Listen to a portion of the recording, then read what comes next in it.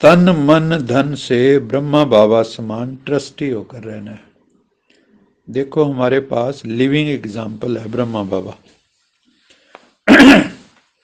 जिसने श्रीमत पर चलकर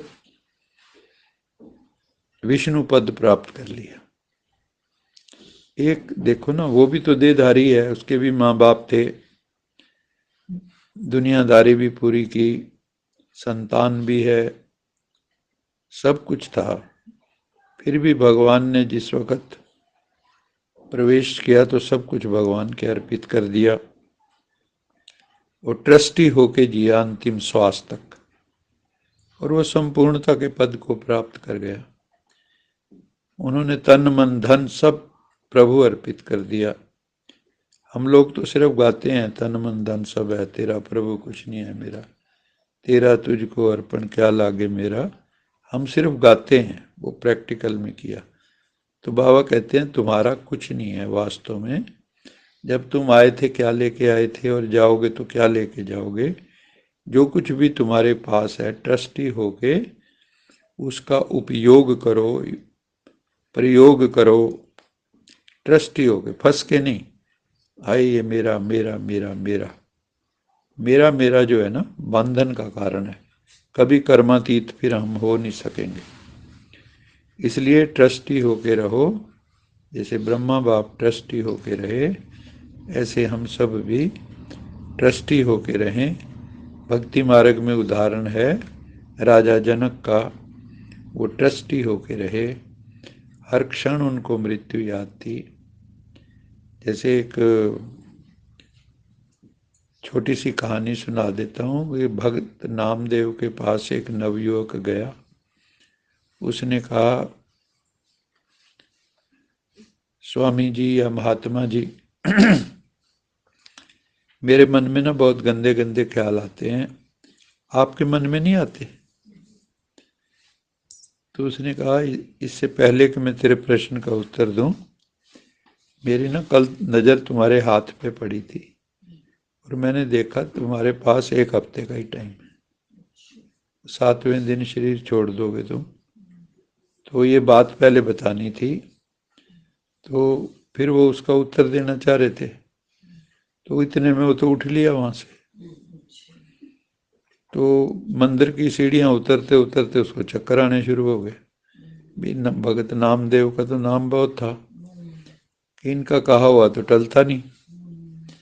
तो वो घर पहुंचते पहुंचते बड़ी मुश्किल से पहुंचा और जाके लेट गया। घर वालों कहते अभी मेरी तैयारी 7वें दिन उन्होंने बता दिया है। तो उन्होंने फिर 7वें दिन के आसपास रिश्तेदार भी बुला लिए, सब इकट्ठे हो गए, सब भी शरीर छोड़ेगा आज ये। फिर जो है वो उसी वक्त भगत नामदेव पहुंच गए। वहां उससे पूछा कान में जाके, मन में गंदे गंदे विचार आए?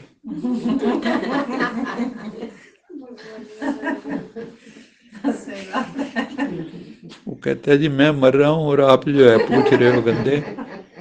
यहाँ तो बस मौत का डर लगा हुआ है और कुछ नहीं है।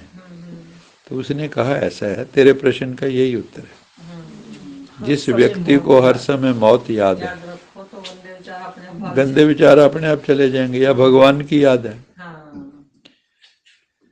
तो इस तरह से हर क्षण को अंतिम क्षण समझो। मम्मा भी यही कहा करती थी। चलो वरदान लेते। ज्ञान और योग की शक्ति से हर परिस्थिति को सेकंड में पास करने वाले महावीर भव। ज्ञान और योग की शक्ति से हर परिस्थिति को सेकंड में पास करने वाले महावीर भव। चलो व्याख्या सुनो।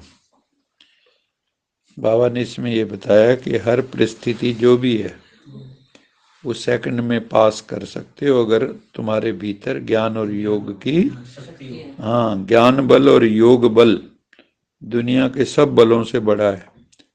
एक बाहुबल भी होता है ना। लोग जैसे कहीं बाहुबली बोले जाते हैं, जो लोगों को मार के कब्जे कर लेते हैं उनकी जमीनों पे, है ना, बाहुबली।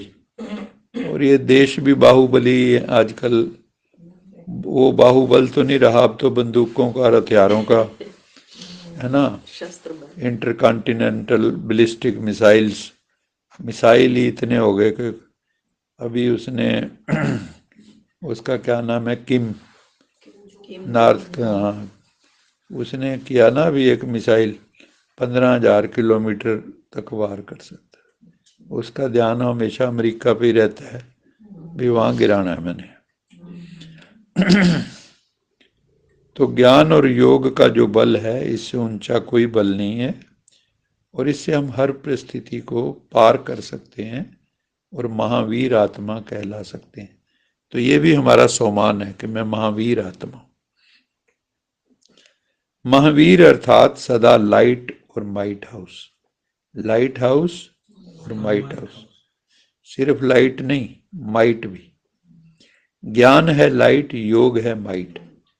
ज्ञान है लाइट क्योंकि ज्ञान से रास्ता दिखाई देता है, प्रकाश है। और योग है शक्ति, योग से शक्ति आती है उस मार्ग पे चलने से, चलने की जो ज्ञान ने हमें मार्ग बताया। जो इन दोनों शक्तियों से संपन्न है वह हर परिस्थिति को सेकंड में पास कर लेते हैं। अगर समय पर पास ना होने के कारण होने के संस्कार पड़ जाते हैं, मान लो कईयों में फेल ही होते हैं, संस्कार ऐसे हैं कि ज्ञान योग बल भी काम नहीं कर रहा, तो उनको संस्कार कौन से पड़ जाते हैं, पास ना होने के। तो फाइनल में भी वो संस्कार फुल पास होने नहीं देंगे। अगर रोज फेल होते रहोगे यूनिट टेस्ट में तो फाइनल में भी फेल हो जाओगे। क्लास टेस्ट में हो जा सकती है, हाँ, क्लास टेस्ट में फेल है। जो समय पर फुल पास होता है उसको कहते हैं पास with honour.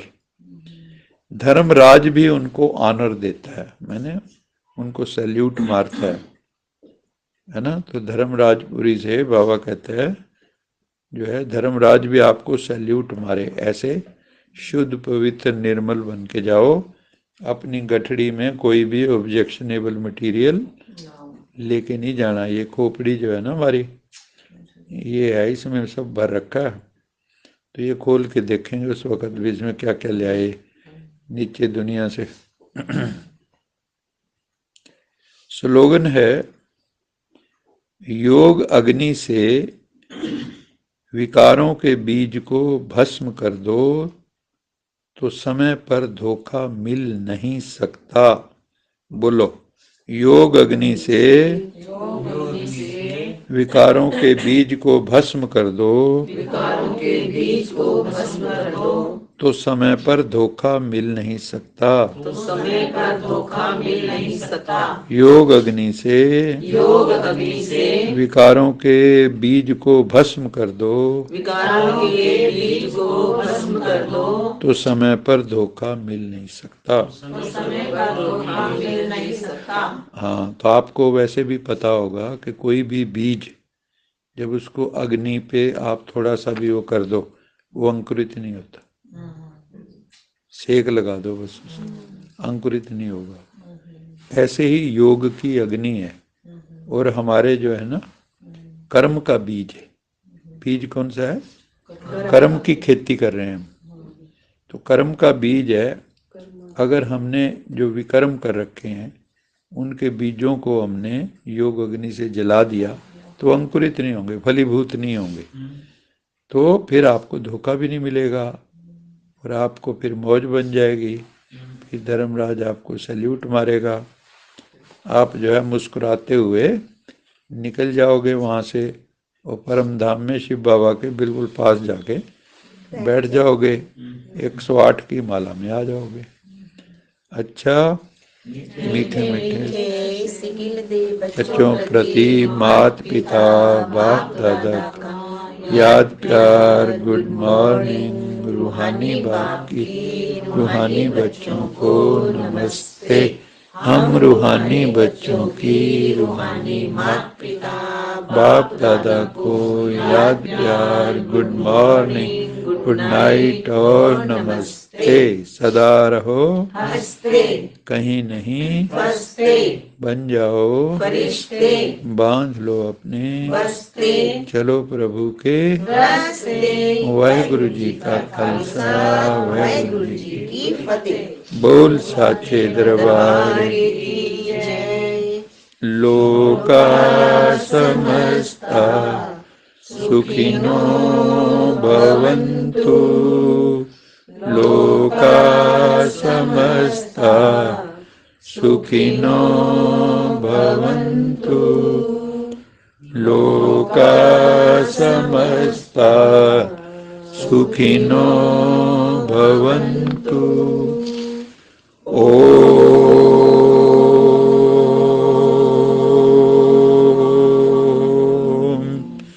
Shanti Shanti Shanti.